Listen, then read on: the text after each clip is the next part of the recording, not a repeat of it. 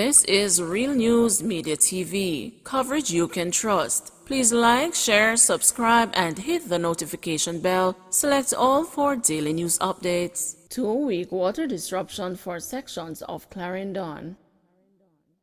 Residents in sections of Clarendon are being urged by the National Water Commission to store water as they will be without a piped supply for 2 weeks starting Monday, December 6. The NWC says operations at its Preddy water facility in the parish will be suspended from Monday, December 6 to Tuesday, December 21 to facilitate well rehabilitation activities at the facility. It says the works are necessary to safeguard the viability of the well and to improve the overall efficiency of water supply operations. Customers served by the system are being encouraged to store water for use during disruption period.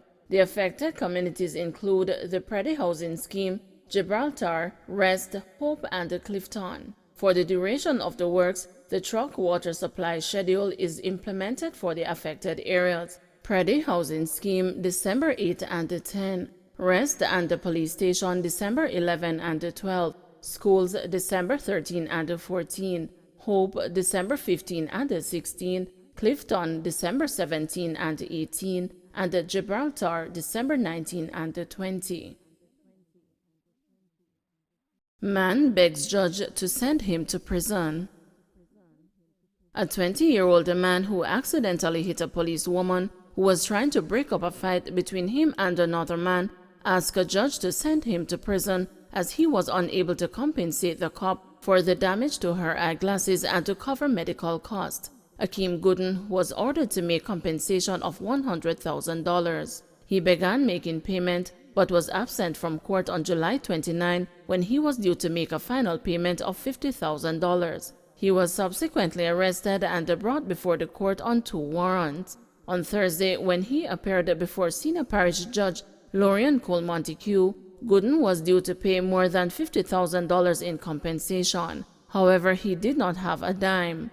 "Miss, I can't afford it," Gooden told the judge, who indicated that he would be remanded in custody until he comes up with the money. "I prefer spend some time for it. I cannot afford it, Your Honor. I don't have any family to find the money, so I will spend some time for it. Just sentence me for it," Gooden, a taxi operator, said. The judge asked, "So you want me to send you to prison today?" "Yes, miss, because I don't have it," Gooden responded. "I cannot find any more money and my family not helping me with the payment." Gooden's problems began in July when he and another man were involved in a brawl at a drive-through restaurant on Conton Spring Road in Kingston. The other man pulled a cutlass but called on the police officer to intervene. The complainant, a police inspector, told the court that while holding the man, Gooden started punching the man. She told the court that while parting the fight, Gooden's elbow hit her glasses and caused the bruises under her eye.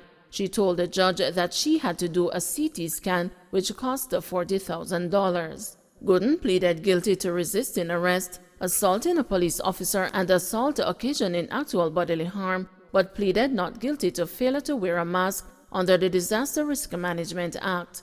The judge said she would take into account the time Gooden spent in custody when he is set to be sentenced. He is to return to court on January 13, 2022.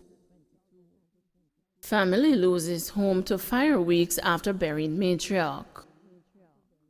What started out as a quick run to the supermarket to get baby food ended with a phone call that confirmed the second most tragic news for a family this year. On Monday, the Spooner family lost everything they owned after fire ravaged their 17-apartment dwelling in Warminster, St. Elizabeth, leaving them with just the clothes on their backs and several unanswered questions. "I don't know how it happened. My sister Jackie Neal and I left the house at about 2:15 p.m. with the intention to get back for 3 p.m. We just wanted to get some stuff for my 22-month-old baby cousin who was with us," as Sheikah Spooner explained. But as they were rushing back to ensure they would not be late for another engagement, her father called and gave horrible news. "My father called crying and he said the house burned down." That's all he said, and then he hung up. I was there trying to process what he said, and I got another call from someone and I kept asking what was happening, she said.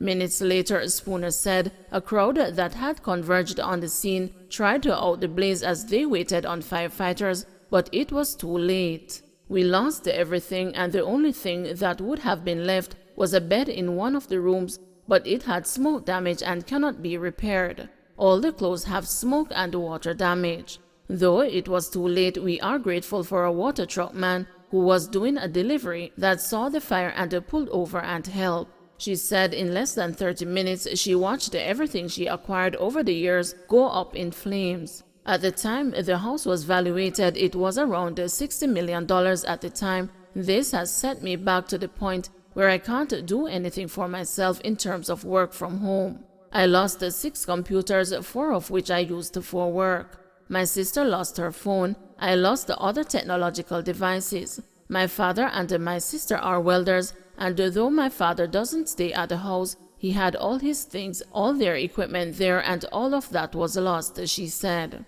Spooner added that her sister, who started a cosmetic business and manufactures organic cosmetics, lost over $900,000 worth of products. This after burying our mom on September 10, after all the funeral expenses. Dealing with that hurt and loss is a lot right now. The week before the fire was when we started to begin managing a little better in terms of finances, and then we lost everything, she said. Spooner said the family will have to make do with the spaces in the house that were not as significantly affected, though they may ultimately have to relocate. A construction person who was volunteering with the cleanup said, "We may need to tear it down because all the internal walls are compromised. While we may be able to reinforce the external walls, all the internal walls will have to be torn down," she said. "If I can get work equipment, a computer and a Wi-Fi, I would be grateful. If I get back to work, then I can help myself. The other main thing is getting the finances to help with the rebuilding of our home." Persons wishing to assist Ashika Spooner may contact her at 876-596-6619 or may donate to National Commercial Bank, account number 894-271-167. Santa Cruz branch in the name Ashika Spooner or www.gofundme.com. Alleged gangster arrested in Spanish Town during early morning police military operation. A police operation in the St. Catherine North Division has led to the arrest of a man believed to be a Klansman gangster. The police also seized a firearm and ammunition during the raid. Several rounds of ammunition were reportedly found hidden in a sock. The news understands that a reputed gangster was taken into custody after the police and military team raided the premises early yesterday morning. Reports are the man was held with a 9mm pistol and 18 rounds of ammunition. No major incidents were reported during the raid. Cop freed of raping teen, complainant again fails to show in court.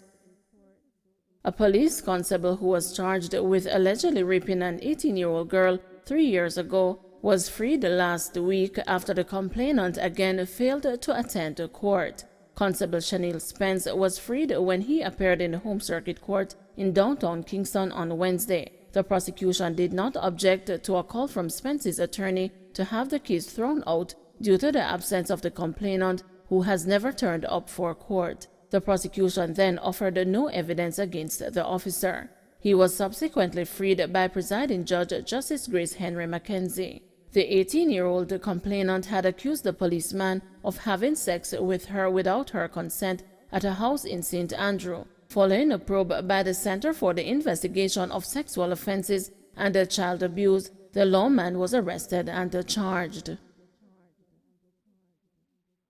BOJ suspends Cambio and the remittance license of Alliance Finance.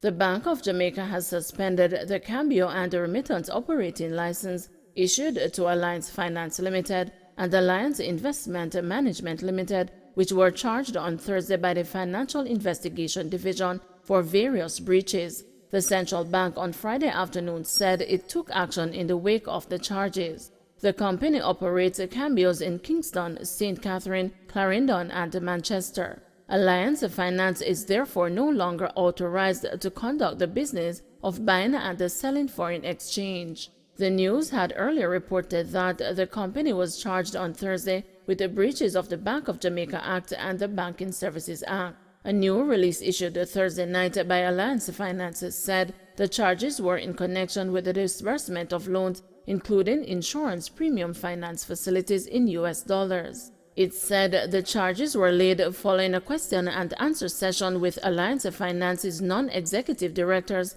Peter Chin and Robert Chin.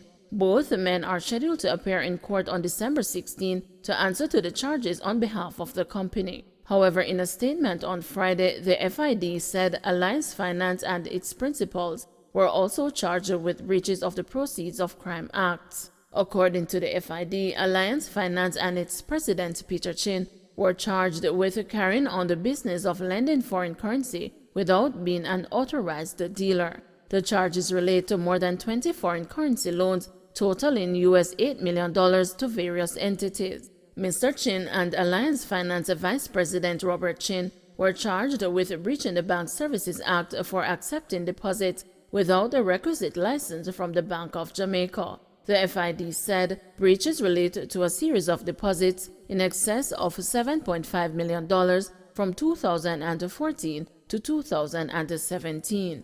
Additionally, Alliance Investment Management was charged with failure to file threshold transaction reports. A report is required for cash transactions of or exceeding US $15,000 or its equivalent in any other currency. Selvin Hay, Chief Technical Director of the FID, on Friday revealed that in 2018, a search warrant was executed on the offices of companies within the Alliance network. The operation was carried out by the FID, the Constabulary Financial Unit, and the CTOX Fraud Squad, the Major Organized Crime and Anti-Corruption Agency, and the Major Investigation Division.